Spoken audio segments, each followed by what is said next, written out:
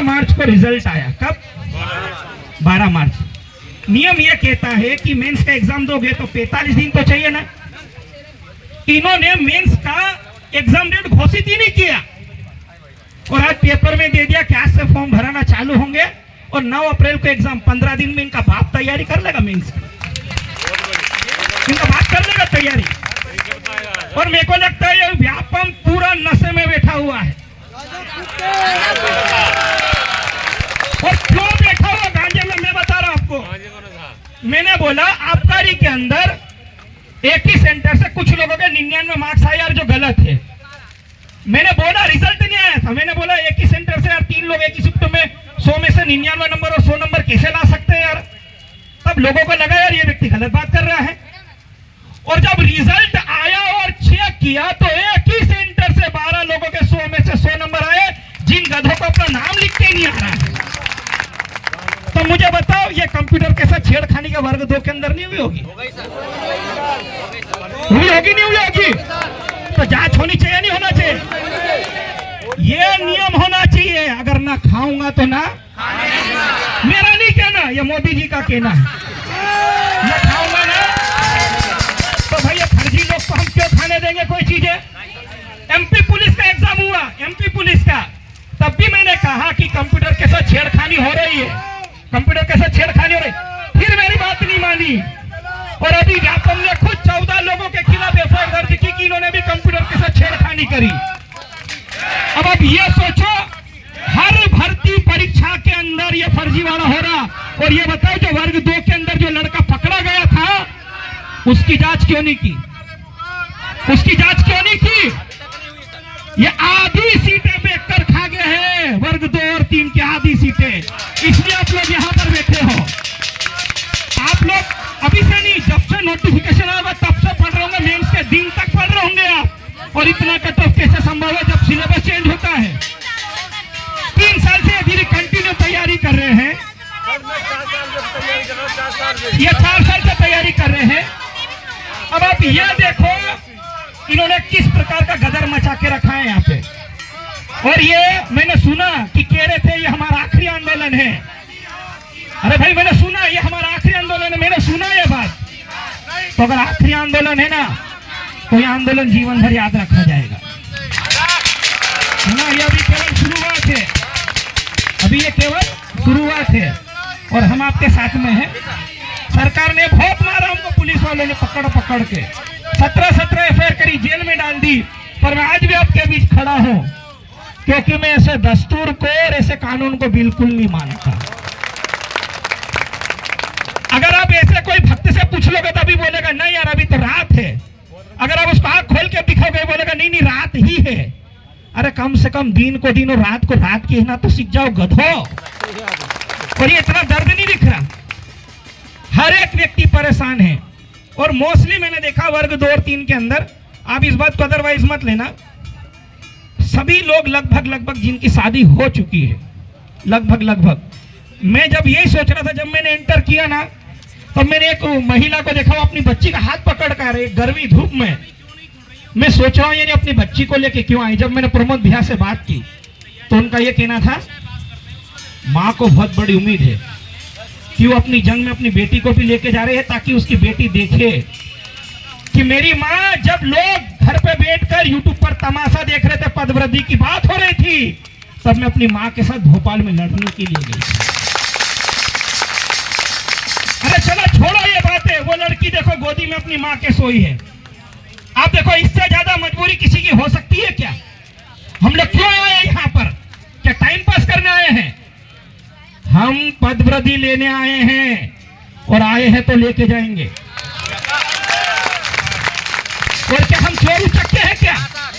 इधर से बैरिकेडिंग कर दी, उधर से बैरिकेडिंग कर दी, हम कोई आतंकवादी है क्या? अरे जलियांवाला बाग बनाना हो तो बना दो, हम सीना लेके खड़े हुए हैं यहाँ पे। बैरिकेडिंग कर दी, अरे हम उपद्रवी लोग हैं क्या यहाँ पर? अरे हम लोग उपद्रवी है क्या यहाँ पर? इतने फोर्स की जरूरत थी क्या? आपने कोई भी अभद्र भाषा का प्रयोग किया? पिछली 3 बार आंदोलन किया आपने, फिर ऐसा क्यों? ये हमको डराया जा रहा है और हमने न्यूटन्स लॉ पढ़ा है। शिक्षक हो, किसी व्यक्ति को इतना दबाव दबाव दबाव दबाव, जब हम नीचे तक ले जाएंगे ना तो एक बार तो ऊपर जाएगा, एक बार तो ऊपर।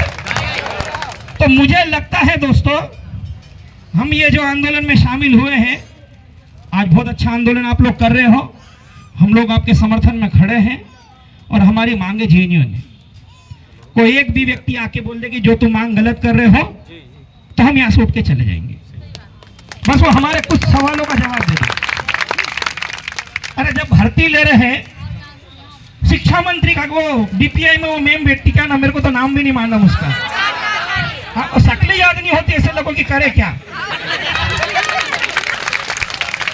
भाई। साइंस के जो पोस्ट आए तो साइंस स्टूडेंट गए वर्ग 2 के अंदर, जिनका बायोलॉजी सब्जेक्ट रहा, वो गए, बोले मैम की साइंस के पोस्ट कम आई है, तो बोले कि हमारे लिए पदोन्नति होना चाहिए। तो बोले हमको तुम्हारी जरूरत है ही नहीं, बोला हम मैथ्स वालों से पढ़वा लेंगे। तो मेरे को भी वही लगता कि उनकी जगह किसी और ने तो एग्जाम नहीं दी थी। उनका जवाब देखो, और क्या बोलेंगे।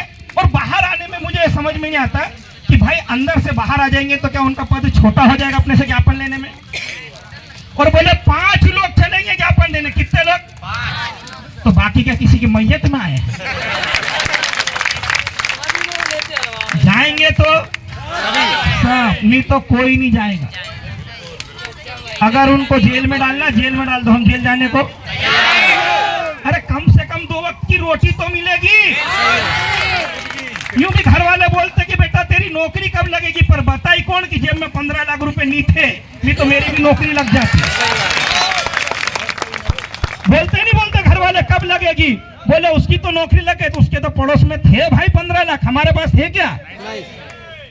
हम सब, कोई गरीब है, कोई मजदूर है, कोई किसान है, कोई प्राइवेट जॉब। अभी मैं रास्ते से आ रहे थे हम में और प्रमोद भैया, तो एक प्रमोद सिंह हुई क्या करके मेरे को लड़का मिला, वो कल से आया हुआ है यहाँ पे, वो लड़का वहां बैठा है, वो कल से यहाँ पर आया हुआ है, और उसका आप दिल देखो कितना बड़ा है।